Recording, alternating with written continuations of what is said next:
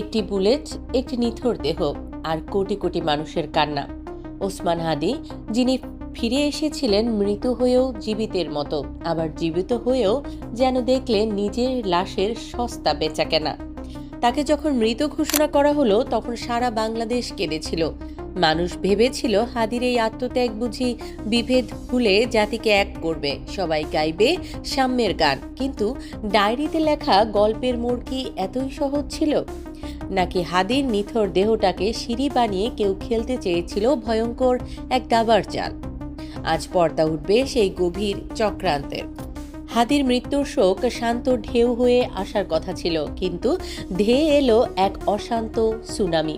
সেই ঢেউয়ে তাসের ঘরের মতো ভেসে গেল প্রথম আলো, ডেইলি স্টার আর ছায়ানটের মতো প্রতিষ্ঠানের কার্যালয়। সাংবাদিকরা আটকা পড়লেন আগুনের লেলিহান শিখায়। ময়মনসিংহে পুরল জ্যান্ত মানুষ। সারা দেশে আতঙ্কের এক কালো ছায়া নেমে এলো। জাদুর মতো হাদির মৃত্যুর বিচার চাওয়াটা গৌণ হয়ে গেল, মুখ্য হয়ে উঠল বিশৃঙ্খলা। কিন্তু প্রশ্ন জাগে, কারা এই হামলাকারী? প্রচার করা হলো হাদির অনুসারীরা একটি নিউজের শিরোনামে ক্ষুব্ধ হয়ে এই কাজ করেছে, কিন্তু যুক্তির তুলাদণ্ডে কি এটা টেকে? যেই হাদি জীবদ্দশায় প্রথম আলোর গুরুত্ব নিয়ে সরব ছিলেন, তার অনুসারীরা কি সেই প্রতিষ্ঠান পোড়াবে? নাকি জুলাই বিপ্লবের অকুতোভয় যোদ্ধা এই গণমাধ্যমগুলোকে সরিয়ে দেওয়ার নেপথ্যে অন্য কোনো কুশীলব কাজ করছে? রাজনীতির অলিগলি বড়ই অদ্ভুত। শেখ হাসিনা একসময় দম্ভ করে বলতেন গণভবনের নির্দিষ্ট দুটি পত্রিকা ঢোকা নিষেধ। জাতীয় সংসদে দাঁড়িয়ে যাদের তিনি জনগণের শত্রু আখ্যা দিয়েছিলেন। আওয়ামী লীগের মূল লক্ষ্যই ছিল এই মিডিয়া হাউসগুলোকে চিরতরে স্তব্ধ করে দেয়া। কিন্তু যে কাজ পরাক্রমশালী সরকার বছরের পর বছর করতে পারেনি, 19 ডিসেম্বরের কালো অধ্যায়ে তা সফল হয়ে গেল। তাহলে কি এটি আওয়ামী লীগের কাটা দিয়ে কাটা তোলার কোনো মাস্টার প্ল্যান? তারা কি চায় অরাজকতা সৃষ্টি করে বর্তমান সরকারকে ব্যর্থ প্রমাণ করতে? নাকি এর পেছনে রয়েছে অন্য কোনো অদৃশ্য হাত?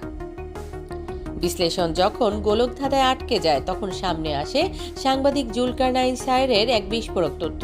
তিনি বলছেন এটি কোনো বিক্ষিপ্ত আন্দোলন নয়। ইরাক, লিবিয়া বা সিরিয়াকে ধ্বংস করার যে আন্তর্জাতিক প্রকল্প, তার অভাবনীয় প্রয়োগ এখন চলছে বাংলাদেশে। সায়েরের মতে হাদির লাশের ওপর দাঁড়িয়ে একটি বিপ্লবী সরকার গঠনের নীল নকশা বাস্তবায়ন করছেন একজন প্রভাবশালী সম্পাদক, যারা পাড়ায় পাড়ায় নিরাপত্তা কাঠামোর নামে রাষ্ট্রীয় বাহিনীকে অকেজো করার কৌশল নিয়েছে করে উগ্রবাদী গোষ্ঠীগুলোর সাথে গোপন সমঝোতা। সবই কি পরিকল্পনার অংশ? তাদের উদ্দেশ্য পরিষ্কার, তারেক রহমান দেশে ফেরার আগেই বাংলাদেশের সামাজিক ভারসাম্য পুরোপুরি নষ্ট করে দেয়া, সেনাবাহিনীকে মনোবল শূন্য করে রাষ্ট্রকে একটি ব্যর্থ রাষ্ট্র হিসেবে বিশ্বের কাছে তুলে ধরা। বিশেষজ্ঞরা বলছেন আমরা এখন এক অতল গহ্বরের কিনারায় দাঁড়িয়ে। একদিকে বিএনপির মির্জা আব্বাসকে জড়িয়ে বিতর্ক সৃষ্টির চেষ্টা, অন্যদিকে ভারতীয় দূতাবাসে হামলার মতো নাটকীয় ঘটনা। সবই জনমতকে বিভ্রান্ত করার চাল। ভারতের দৃষ্টিভঙ্গিও পাল্টেছে। তারা হয়তো বুঝে গেছে শেখ হাসিনার দিন শেষ, কিন্তু বাংলাদেশের অস্থিতিশীলতা তারাও চায় না। জামায়াতের দিকে আঙুল তোলা হলেও তাদের শান্ত অবস্থান নতুন প্রশ্নের জন্ম দিচ্ছে। সব মিলিয়ে বাংলাদেশের আকাশে এখন ডানা ঝাপটাচ্ছে ভিনদেশি শকুনের ছায়া।